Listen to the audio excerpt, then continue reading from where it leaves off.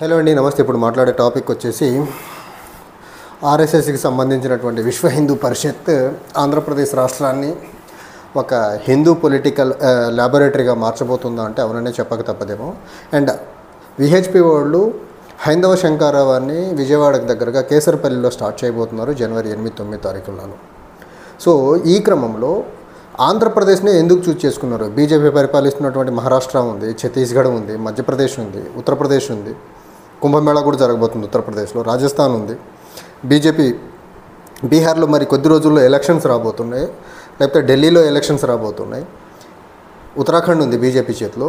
ఇన్ని రాష్ట్రాలు BJP, north east మొత్తం బీజేపీ అండర్లోనే ఉంది. ఇన్ని రాష్ట్రాలు ఉండగా ఆంధ్రప్రదేశ్ని ఎందుకు చూజ్ చేసుకున్నారు విశ్వ హిందూ పరిషత్ వాళ్ళు హైందవ శంకారావానికి సంబంధించి అంటే ఇక్కడ ప్రధానంగా 2-3 అంశాలు. ఒకటి, ఆంధ్రప్రదేశ్ రాష్ట్రం ఇప్పుడు మిత్రపక్షంగా బీజేపీతో మిత్రపక్షాలుగా ఉన్నటువంటి పార్టీలు రూల్ చేస్తున్నాయి, నెంబర్ 1.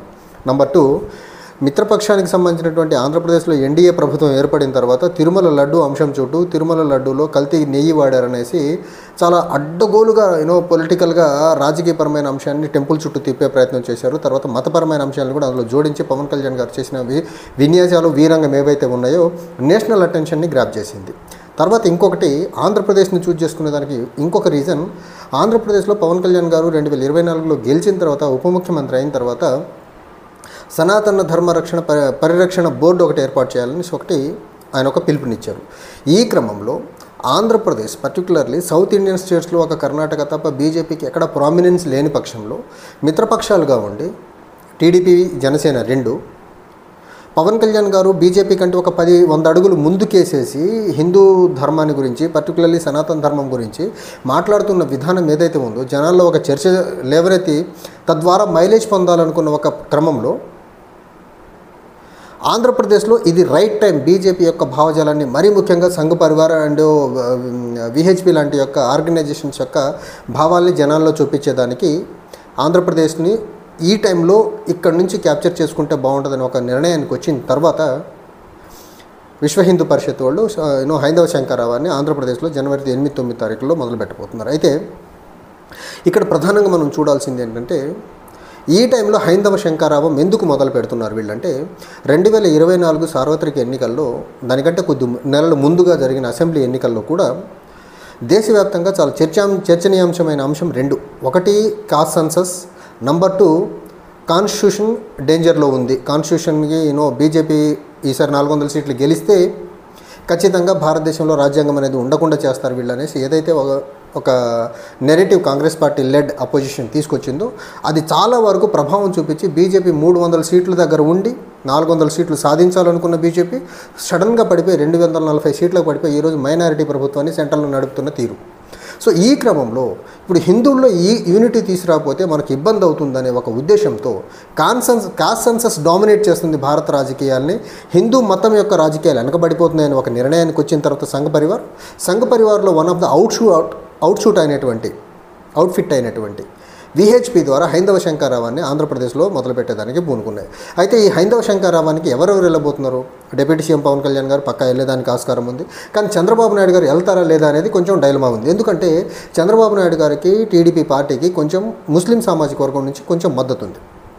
పవన్ కళ్యాణ్ గారు అన్ని తెగిడిచి ముందుకెళ్తున్నారు. సో ఆయనకి ఇప్పుడు క్రైస్తవ మతానికి సంబంధించిన మద్దతుదారులు ఎవరివ్వండి, ఇస్లాం మతానికి సంబంధించిన మద్దతుదారులతో ఆయనకు పని లేదు. ఆయన బీజేపీ మనతో ఉంటే చాలని ఒక భ్రమంలో ఉన్నారు. ఆయన రాజకీయం అంటే బీజేపీతో ఉంటే రాజకీయం చేయొచ్చు అని ఒక ట్రాన్స్లో ఉండిపోయారు ఆయన. సో ఆయన ఖచ్చితంగా హైందవ శంకారావానికి వెళ్ళేదానికి ఆస్కారం ఉంది. చంద్రబాబు నాయుడు గారు ఆచితూచి అడుగేసేదానికి ఆస్కారం ఉంది. చంద్రబాబు నాయుడు గారు హైందవ శంకారావానికి వెళ్తే డెఫినెట్గా క్రైస్తవ సమాజం నుంచి, ఇస్లాం సమాజం నుండి ఖచ్చితంగా ఒక రకమైన చంద్రబాబు నాయుడు గారి వైపు ఒక నెగిటివిటీ వచ్చి ఆ ఓట్ బ్యాంక్ కంప్లీట్గా జగన్మోహన్ రెడ్డి గారికి వైసీపీకి కన్సాలిడేట్ అయ్యేదానికి ఆస్కారం ఉంది. కాబట్టి చంద్రబాబు నాయుడు గారు ఆచితూచి అడిగేసేదానికి ఆస్కారం ఉంది. అండ్ ఇంకో ఫ్యాక్టర్ ఏంటంటే విశ్వ హిందూ పరిషత్కు సంబంధించిన ఈ హైందవ శంకారావానికి CM as well as deputy CM of ఆంధ్రప్రదేశ్ని పిలుస్తున్నారో లేదో అఫీషియల్గా తెలియదు. కానీ వార్తా కథనాల ప్రకారం అయితే, ఇండియా టుడేలో వచ్చిన ఆర్టికల్ ప్రకారం అయితే ఖచ్చితంగా పవన్ కళ్యాణ్ గారు వెళ్ళేదానికైతే ఎక్కువ మొత్తంలో ఆస్కారం ఉందని చెప్పే ప్రయత్నం చేస్తున్నారు.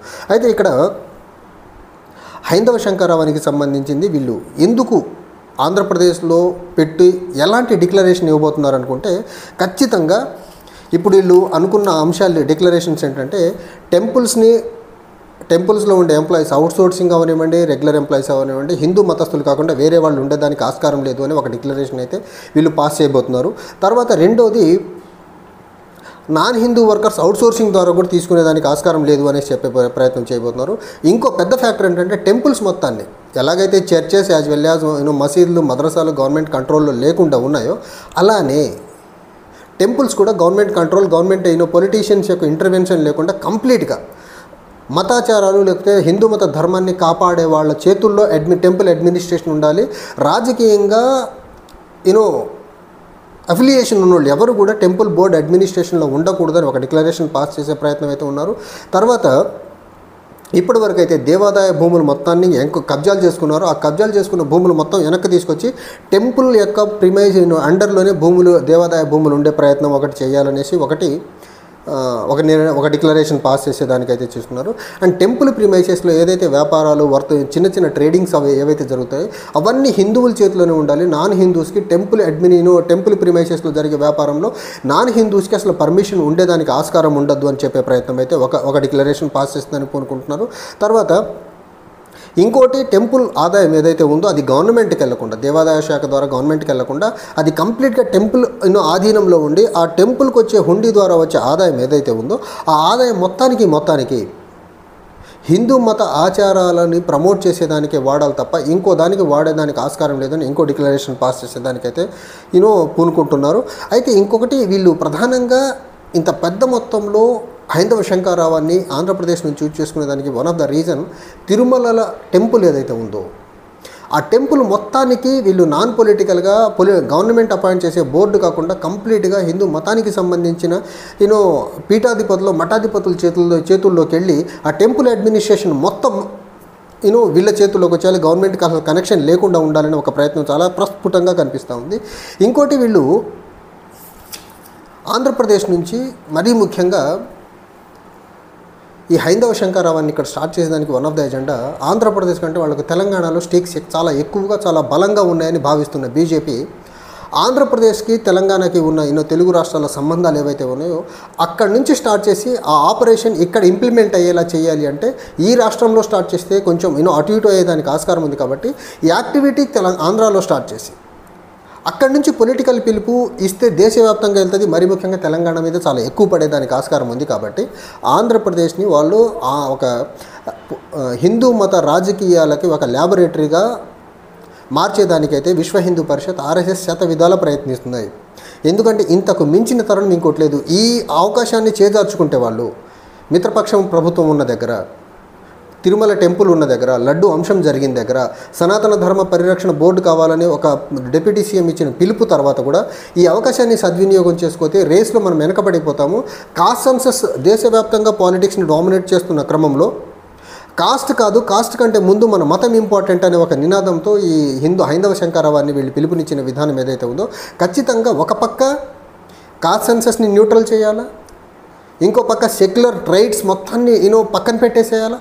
ఇప్పుడు టెంపుల్ ప్రిమైసెస్లో వర్తకం మొత్తం హిందువుల చేతిలో పెట్టేయాలంటే ఖచ్చితంగా సెక్యులర్ ఫ్యాబ్రిక్కి అగెనెస్ట్కి వెళ్ళిపోవాలా. సెక్యులర్ అనే అంశమే టెంపుల్ అడ్మినిస్ట్రేషన్లో కానీ టెంపుల్ దగ్గర జరిగే ట్రేడ్లో ఉండకూడదు.